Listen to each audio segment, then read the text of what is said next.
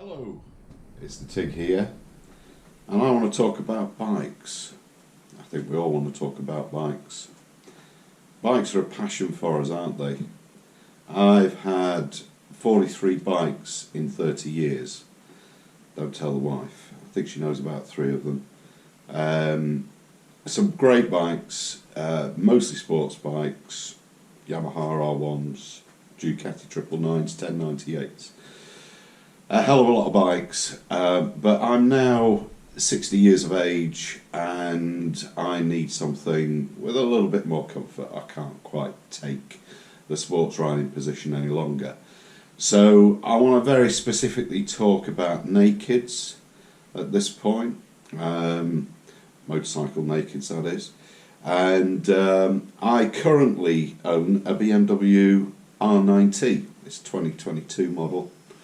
And I purchased that following the ownership of a KTM Super Duke 1200R, which was a fantastic bike, absolutely amazing bike, loads of character, tons of power, did everything absolutely perfectly, but it was too good. It was genuinely too good. It only really started to make sense over 100 miles an hour in Germany on the Autobahn, of course. And I looked at various options, and having had an R9T racer previously, I'm digressing a little bit, I knew the character of these bikes, absolutely fantastic, shaking, shimmying, the sound of the engine, absolutely fabulous bikes that can really handle and have more power and capabilities than you would probably expect of a bike of that kind. But I realised I needed to slow down a little bit. I didn't want to be doing the sort of speeds that the KTM were encouraging me to do. But I still wanted a fair degree of comfort, and I still wanted a reasonable amount of power. And the BMW R9T ticked all those boxes.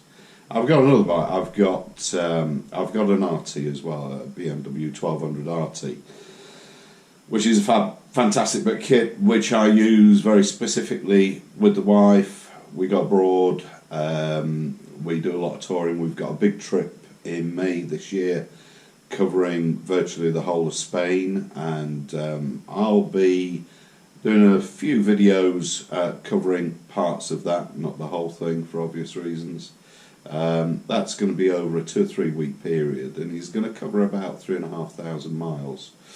I've got a number of friends who, well, I call them friends, not really, it's more associates.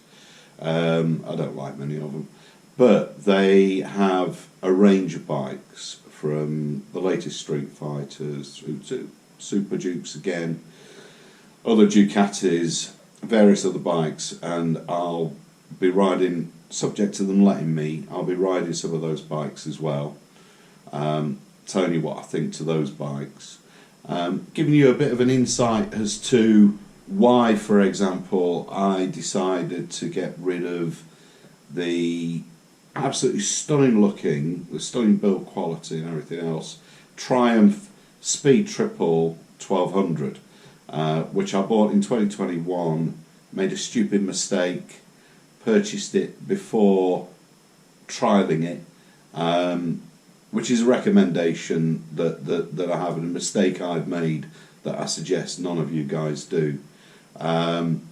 Fabulous bike in many respects, let down by suspension that was just crazily hard. It made a lot of sense if you're riding around a track or on very, very ultra smooth roads, but you get into a corner, approaching anything like knee down angle, and you hit a bump on that bike and it will throw you into the next county, and it can't be dialed out. I've read reports, people have said it can be dialed out. You know, you could soften the suspension, it's all adjustable. Yeah, it is adjustable. I know my suspension. My son races at a decent level. I help in setting his suspension up. He has a fair amount of success with that. So I know my suspension reasonably well, and I can tell you now, it cannot be dialed out of that bike. So what do? You change the shock, you change the front internals, you spend another £3,000 or more doing that. I didn't want to do that, but there were some other headaches with it. I didn't find the riding position particularly comfortable by the side of most nakeds, bearing in mind that my previous bike to that was an MT10. Very, very comfortable, brilliant bike, I've got to say, all-round brilliant bike. And I may be adding another one of those in the future, but we'll see. But I digress, because the Triumph had other little issues. Quick shifter was the worst quick shifter that I've come across on a bike from a manufacturer. And I tried another bike of exactly the same type, because I thought, well, maybe I've got a problem with the quick shifter. I tried another bike, it was exactly the same. Far too much of a delay in the change, both up the gears, down the gears. Really, you just waited for things to happen. There's a delay. It's like turbo lag. It was bloody awful, and I couldn't cope with that. Ride position was a little bit tight. Suspension impossible from my perspective. And I've ridden a lot of race bikes over the years, super bikes. Like I say, I've had Yamaha R1s, Ducati 999s, 1098s, Panigales. I haven't ridden anything. The Panigale was probably the closest thing, but I haven't ridden anything with suspension quite as hard as that. And I can't believe that, being such a fantastic bike otherwise, that they've let it go out the factory like that. A real mistake on their part, and maybe they'll put the active electronic suspension from the RS model onto it. That is what I feel needs to be done. Whether they do or not, who knows, but we'll see, time will tell. So I'm going to be producing a few little videos fairly casually, in probably not a very professional sort of manner, but hopefully some that you'll enjoy. I will be taking bikes out. I've got a few contacts in the biking market, so I'll be taking a few bikes out from various manufacturers. I won't be doing full reports. I won't be giving you all the specifications and everything else, the weights, the powers, and so on. You can get all that. We can all get all that from the website. The data's all there available to us. So I won't be producing any of that, but I will be telling you about the bikes. And I'll be riding those bikes in a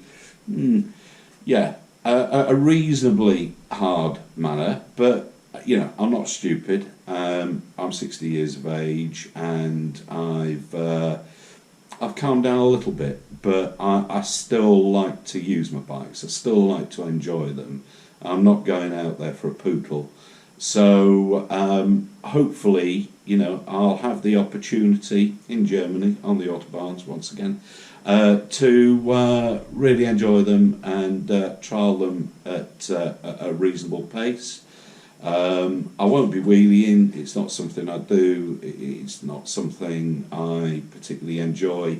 I've done it in the past. I've seen too many problems and accidents happen through it, and I'm not going to be doing that. So if you're anticipating anything along those lines, it's not going to happen. But I will be using the bike, and I'll be using it fairly aggressively, shall we say.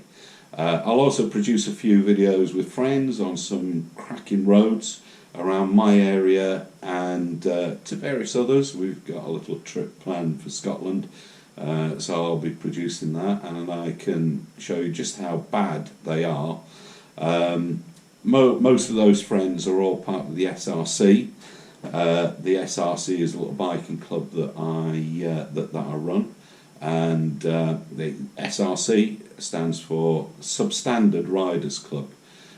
So that really tells you everything that you need to know.